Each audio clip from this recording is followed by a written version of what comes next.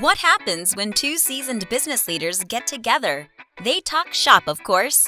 Sit back and listen in as Scott DeLong and Vince Moiso share from their experience around current issues facing executives, entrepreneurs, and their leadership teams. The CEO Podcast starts now.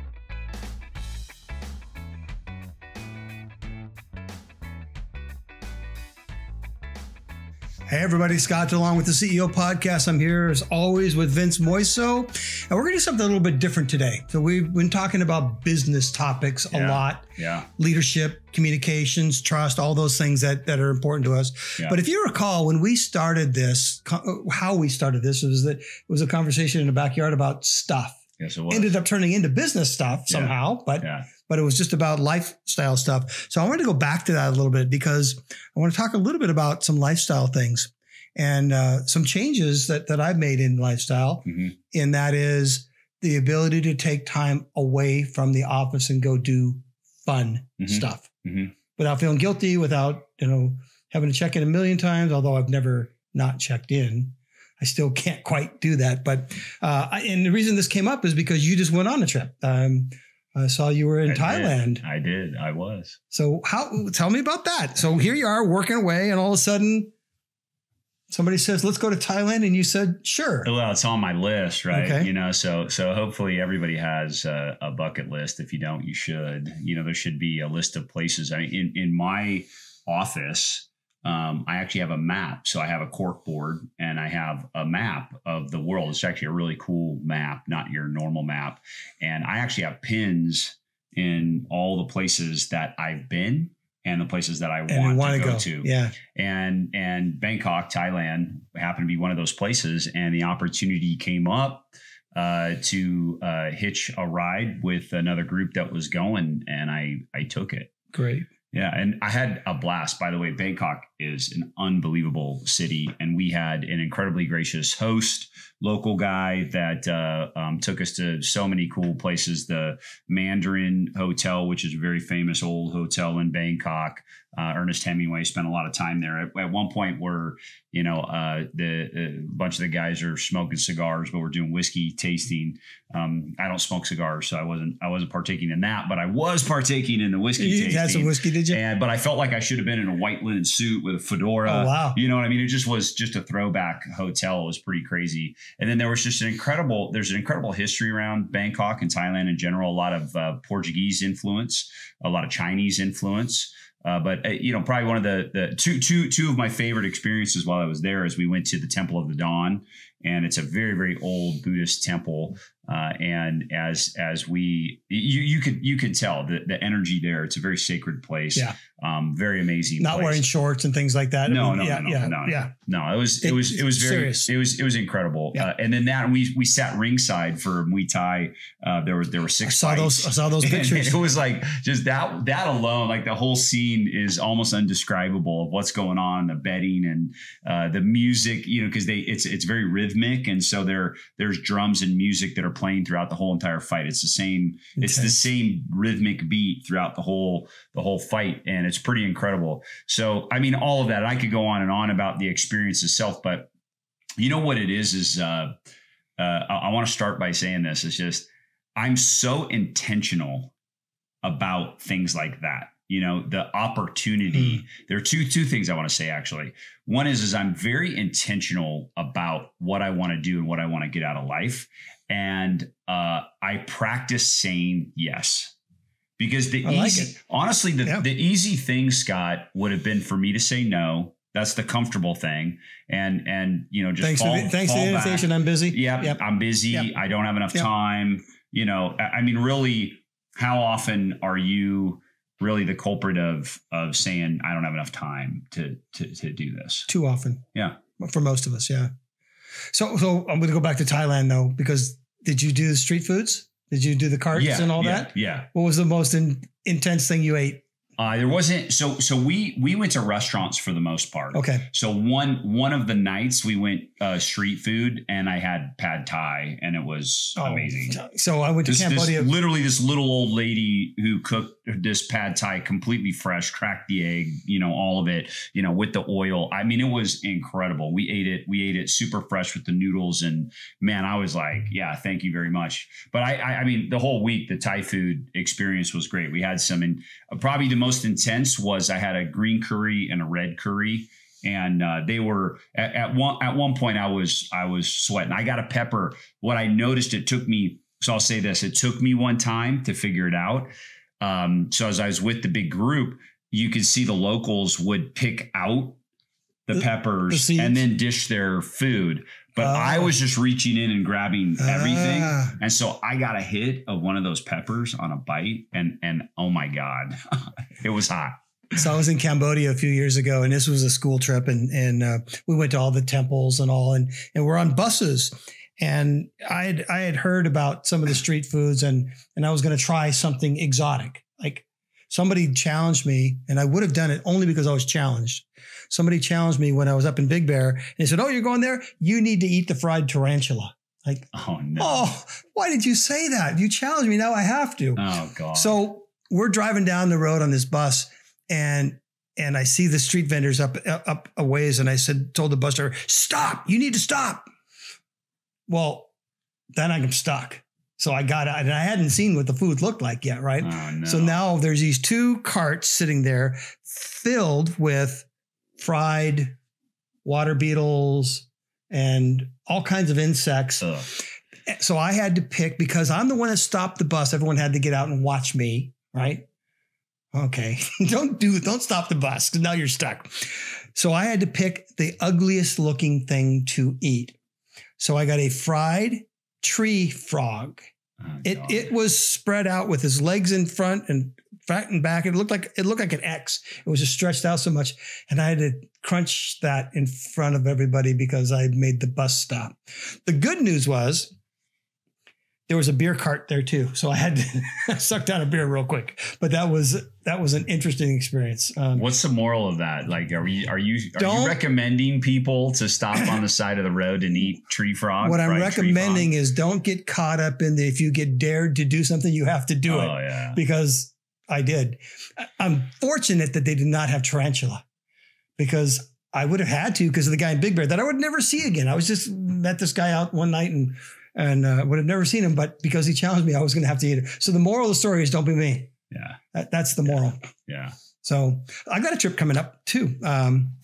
In about 3 weeks now, we're going back to Costa Rica. Costa Rica, right? One of my favorite places in the world. I've never been. That's on my list. Well, especially because the surfing is so incredible in Costa Rica. So. Yeah, and no wetsuits, because it's just water's warm. Nice. Yeah, nice. I would very much like to go down there. So we're going down with. So this would be my. The first time I went was probably 5 years ago, and in an 18-month period, I was in that country for 90 days. So I made 3 different trips, and one of them was a really long one because I liked it so much. It was, and I don't speak Spanish, so it's a little more difficult, but it was just so beautiful. So beautiful. So we're going back with some friends, and we're going to do a little different tour. Instead of sitting on the northern beaches where the good surfing is, we're going to go to the Arenal volcano, and we're going to do whitewater rafting and rappelling and hanging bridges. So like really just beautiful ecosystem kind of stuff. And then we'll end up down at the beach at one of the parks. If you go to Costa Rica, and I've been here once, go to a park called Manuel Antonio. So many animals. I can't wait to go. Many animals you're going to see. You're going to see the sloths. You're going to see monkeys all over the place. We're in a restaurant there one night, and out kind of open air restaurant. It was covered, but open air. Yeah.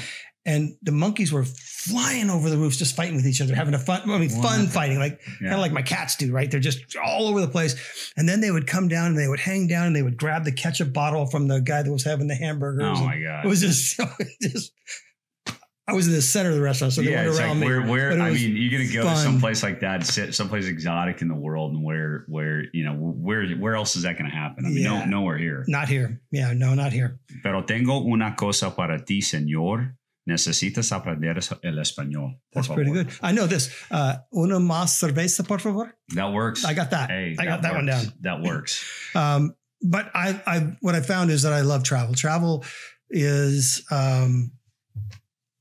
something that is better to spend my money on than things, experiences. I got an interesting question the other day, Scott. So a few days ago, I was asked to be on a panel it was EO Accelerator group, and they were doing their strategic plan day.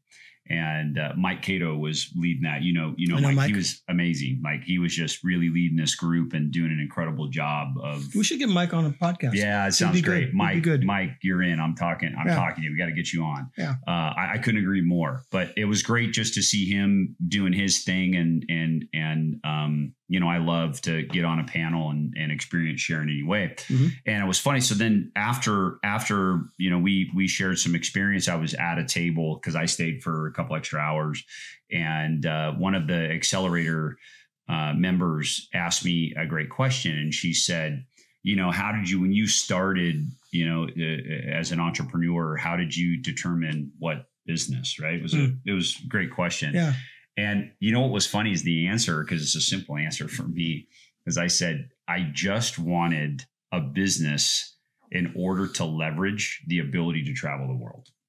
So I simply just wanted to travel. That doesn't happen in the first couple of years of starting your business. but I just wanted the ability. I wanted to be part of an international business, and I wanted the ability to travel the world.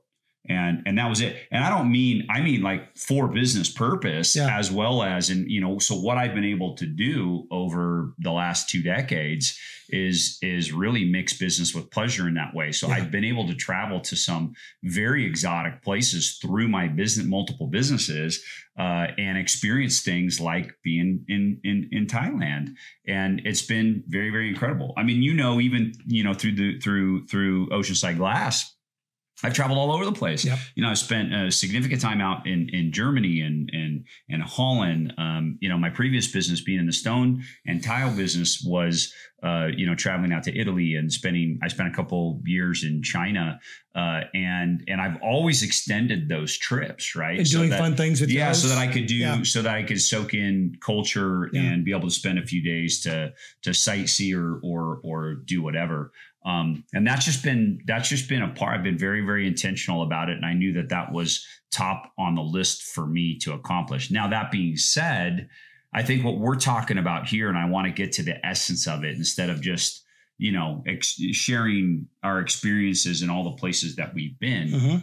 And I think it really goes back to being intentional about whatever you want to call it, blowing off steam or being able to, unplug or disconnect from the business for a while. So I think as you talk about your Costa Rica trip, that sounds like, hey, you're going to unplug for a little bit and you're going to go and enjoy your time with your wife and whoever else, friends that are going to go. And I do think that's important. I mean, I go back to this day, and if my wife was sitting here right now, she would tell you the exact same thing. My favorite trip ever in my lifetime was the very first time we went to Fiji together. We went to Namotu Island, and I had scheduled a surf trip that was originally going to be a surf trip with a bunch of guys, and they all backed out. And I said to my wife, I said, hey, do you want to go? Not knowing what we were going to get into. Right. I had no idea what I was getting her into. I didn't know where we were going to stay. I didn't know exactly what the accommodations were going to be or whatever.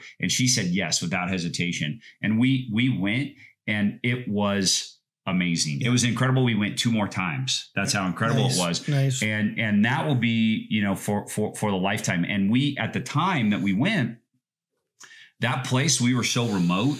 There was no internet. There was no Wi-Fi. There was no cell service. So talk about unplugging. It was 7. So did you have to decompress so that were you anxious at first without having? Absolutely. There was like a 24-hour period of almost this detox. like, oh my God. Yeah. and our kids were young at the time too. And we were able to check in, grandma and grandpa were hanging out with them at the time, and it worked out. But even that, like just the disconnect from that responsibility of a parent for 7 days, it was like, wow, all these things that you have responsibilities for in your life and the things that you have obligations to, I think that moment, that trip, I understood that that's something that you just have to do and you have to incorporate in your life. Yeah, I agree. However, I don't always practice what I preach. For instance, my first Costa Rica trip, went down there with some friends. We had a great time. And what it did is got my mind going. So I started doing strategic planning retreats in Costa Rica. That's why I spent so much time there in the next 18 months. Yeah. So I did bring it back into the business thing, but the business and pleasure thing. Well, listen, I'm a big fan of that. Listen, you know how I feel about the whole integration. I talk about this so much, and I'm just going to repeat it again. Is like I really don't love the term work-life balance, because I think it gives this connotation that you're living two separate lives. And the reality is that I encourage people that work for me, hey, what have you thought about bringing your husband? Have you thought about bringing your daughter on this trip? Have you thought about staying a couple extra days? Make sure that you go and do this, and make sure that you enjoy yourself. Those type of things. Is that I think, if you can leverage a business situation to go somewhere and extend the trip a little bit, do it. Take advantage of it. You can disconnect. It doesn't mean that you have to disconnect for 7 days. Like, you don't have to. I had a previous employee that was like insistent on taking 3 weeks at the worst time of the year, 3 weeks straight, and would just completely disconnect. And I don't agree with that. Like I think if you're an owner, if you're an executive in a business, you can't do that. That just doesn't work. I agree. But you can and should for 2 to 3 days at a minimum, where you can really disconnect and say, hey, I'm going to commit to not answering my phone, not checking emails, not doing any of this thing. Just disconnect for a couple of days. That nothing's going to fall apart. So it's good for the body, it's good for the brain, and it's good for the marriage too. It is. Turn the phone off. It is. And do that. It is. But this is new for me. I remember the first time that I was able to feel like I could go on a week's vacation after being an entrepreneur and all that, is the invention of the BlackBerry allowed me to do that. If it wasn't for that BlackBerry, I would not have been able to. Did we all have BlackBerries? I think we all had BlackBerries. I would not have been able to go. It just wouldn't have felt comfortable. Yeah. But I'm sitting there by the pool and I'm checking in a little bit. Yeah. So that leading me to being able to disconnect. Yeah. I wasn't there, but I wasn't disconnected either. But I've gotten better at it. Well, in fact, Scott, so what I would argue today is, one, there aren't too many places on the globe that you can't go to that doesn't have a Wi-Fi connection at this point. It's much easier now if you're on AT&T, Verizon, or any of these services. You're global, and it's very easy to take your phone.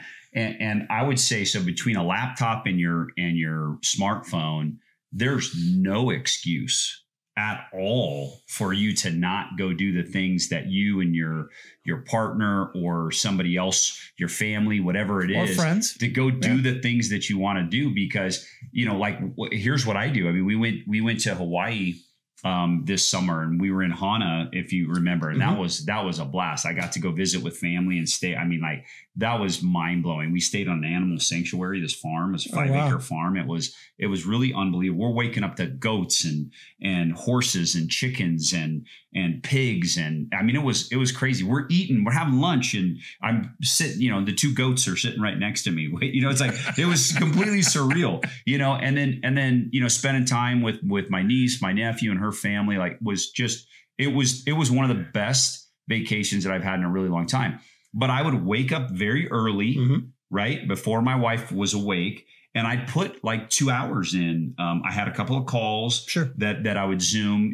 I was 3 hours behind, so they were ahead, and I could jump on a few calls. I could knock out some emails, and then at night when we were done with our day, I would disconnect all day. And then if I had enough energy in me, I would spend about an hour just to catch up on emails. Yeah. And so it was really simple because I could stay connected and still be disconnected at the same time. It's too easy to get things done to not take those trips. I know. So there were a couple places where that wasn't possible though. So I went to Cuba a few years back. What a trip that was. Yeah. Right? In fact, on my list. It's on my list.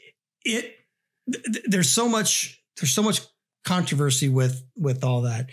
My brother wouldn't talk to me for a couple years because how could you possibly go there and support that regime? I wasn't supporting a regime. I was traveling and experiencing. But here's the thing that I found about Cuba. The thing that shocked me when I was there. I never felt so safe as I did in downtown Havana. Wow. I've heard that. Because people are afraid to hurt the tourist, right? Because they'll get thrown in jail forever. Yeah. But I was safe. And again, this was a school trip. So there was a lot of young females, and at midnight they're walking the streets of Havana too. Yeah. No issue at all. Now there's pickpockets everywhere you go, right? You still have to be aware, but that was a cool trip. Found out one thing interesting about Cuba. In fact, if you look at that picture over there, that's their Capitol building in the back. It was modeled after our Capitol building, but they made theirs 2 inches higher than ours so they could be better than us. Seriously, someone thought of that. That's so great. Wow. That's so great. Anyway. Well, where's your, so, I shared with you Fiji being my most favorite memory and place that I visited. And in fact, we've talked about getting back there at some point, and we will. Yeah. What of all the places that you've traveled to, is Costa Rica your number one? Well, it's my favorite because I like going to places where there's beaches. Mm-hmm. I mean, I do like that, being in warm water and all, instead of Alaska cruise and stuff's not my thing. But going somewhere where there's a beach. So what I like about Costa Rica is that it is a short trip. And in fact, only a couple hours time difference. So not doing the jet lag thing that you got caught up with going over to Thailand. No, in fact, I'm feeling it 2 weeks later. It took me a week to recover coming back from Cambodia. Interesting. Right.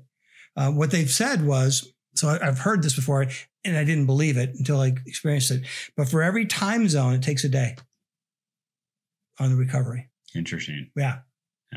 So why Costa Rica? Warm water, friendly people, beautiful landscape. Yeah. And it's close. 5.5 hour flight is all it was. Yeah. It's not that difficult. I like that. That's on my list. But I do want to go to Thailand. I haven't been there and I do want to go. You'll love it. I recommend it. And we probably will pretty soon.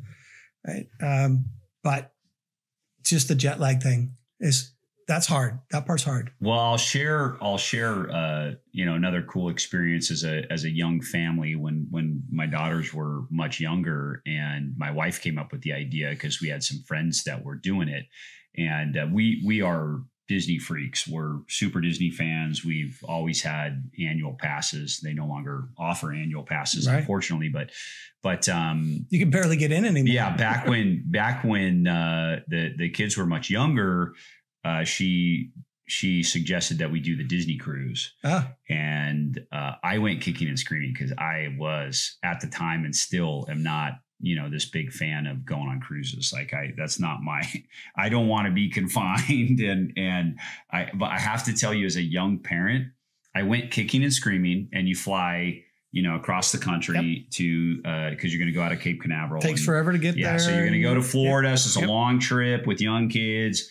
But I will tell you, if you're a fan of Disney, Disney does everything right. Their level of service is unbelievable. We got on this cruise, and they literally, the moment you step on, they take care of your kids. And you have time to do adult stuff. Everything. That's what I've heard. Right. And you know what? I caught up at that point because I was working so hard and trying to grow my business, and I slept.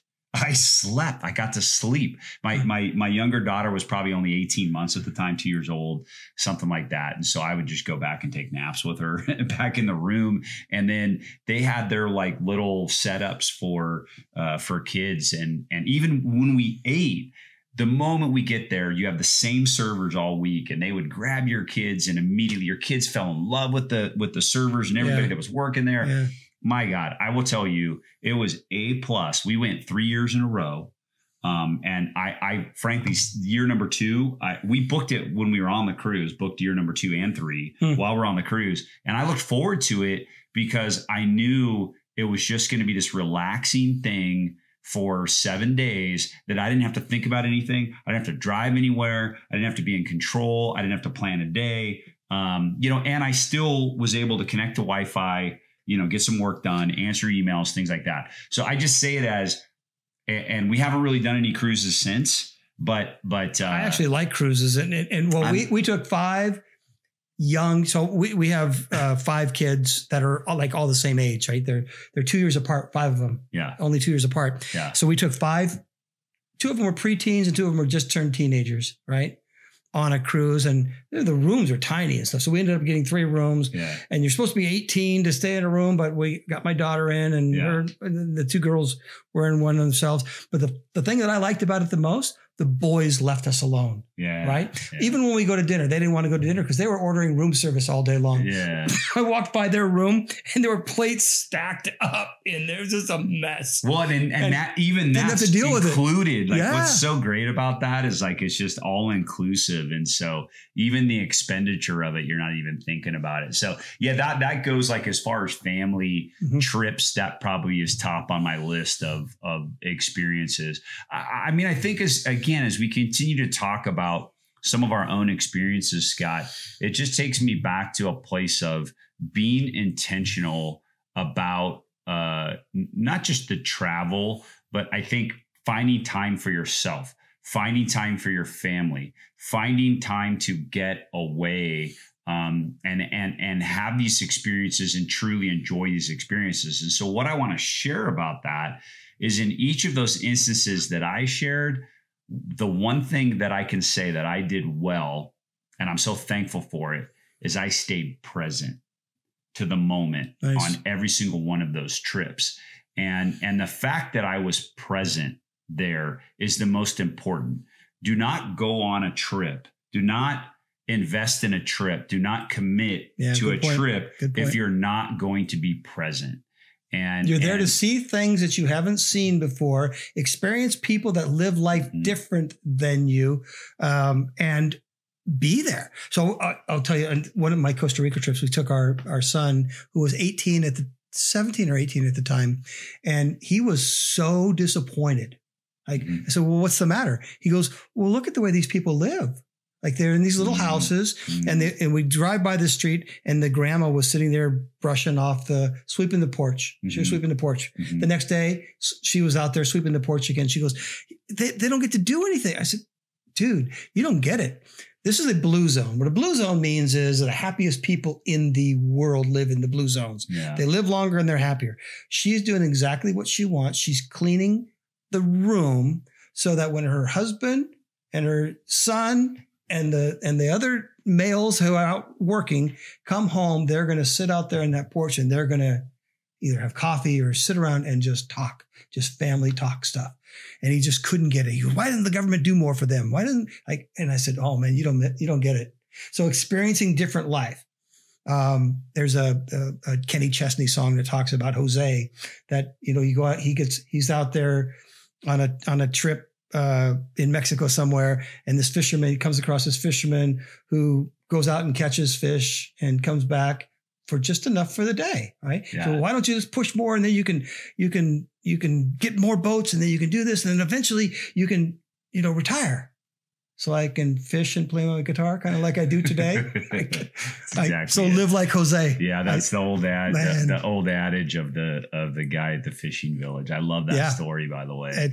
It puts things into perspective for sure. Yeah, I mean, I think that's it. I do know a lot of stories of people that I know that struggle to be present and enjoy those experiences. So that's the one prerequisite that I would push out, is that, disconnected, the term being disconnected doesn't mean you don't answer emails, right, or take a call here and there.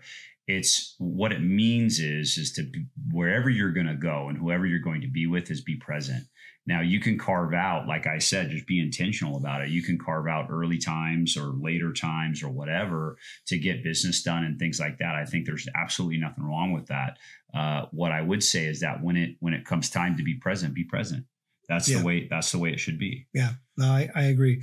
So take your trip, enjoy your family, experience other people the way they live their life. Newsflash, not everyone wants to be a Californian.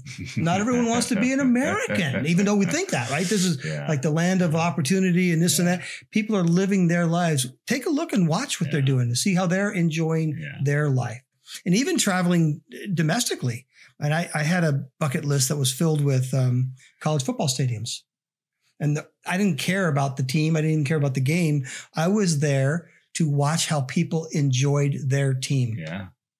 I love that. Actually, I love that you bring that up because, I go back to South Bend every year. And this year I happened to go to Columbus for that opener against Ohio State. And I was at that game. How'd they do? It was incredible. Notre Dame lost. Yeah. But Ohio State is undefeated. They're pretty good at this point. They're pretty good. They're number 2 in the country right now.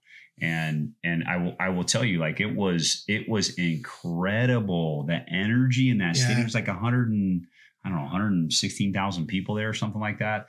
And I couldn't believe it. Like the energy in that place. LSU was the most intense place I watched the game. The people at Ohio State, man, they just love their football, love their football team. And I loved being there. It was great. And every year that I go to South Bend is as good as the one before. And that's an incredibly special place with a lot of energy. And then my own alma mater, just going to games at the University of San Diego, I freaking love it. And I've been to a lot of other, obviously I've been to the Coliseum and I've seen SC and UCLA games to, you name it. Like that is an experience of it itself. I just think any experience like that, man, enjoy the moment. just enjoy the moment. Take in the energy, be present wherever you're at, whether that's a local experience or being intentional about taking a trip is man, just enjoy the moment. Yeah, absolutely. All right. So we're running out of time again. This was a little different, right? Just talking about having fun. Yeah. Of course, I think business is fun too. So fine. It is, but it's a part of life, man. It is just part of it. It's just part of it. There's other things to be able to do and see. And travel is one of my things. So I love to travel. Yeah. I'm going to continue doing that as long as I'm healthy enough to. Yeah. I will continue seeing things, foreign countries in particular, to see how other people live. Yeah. That's the cool part for me. Yeah. So right on. Anyway, check us out. You can watch us on YouTube, or you can get us on Apple Podcasts or Spotify or Google Podcasts. I mean, all the different podcast channels, the CEOpodcast.net. If you don't know which one you want to go to, you get links to all those there. And really, we really would like to hear from you. Give us some topics that you want to hear about. You can get to us at scottandvince@gmail.com. Send us an email. We will respond. Yeah. And we'll probably pick your topic and talk about it. It gives us something to go with. What do you want to hear? Well, and the best thing is hit that subscribe button. So if you go on YouTube, if you go on Spotify, if you go on Apple Podcasts, hit that subscribe button, and then you'll get the latest updates. Yeah. We got some killer podcasts coming up. So we've got part 2. And a lot of good old episodes too. Don't be afraid to watch an old or watch or listen to an old episode. Listen to the old ones, but and if you listened, man, we had some recent incredible guests. We got some upcoming guests that are super exciting. Some authors.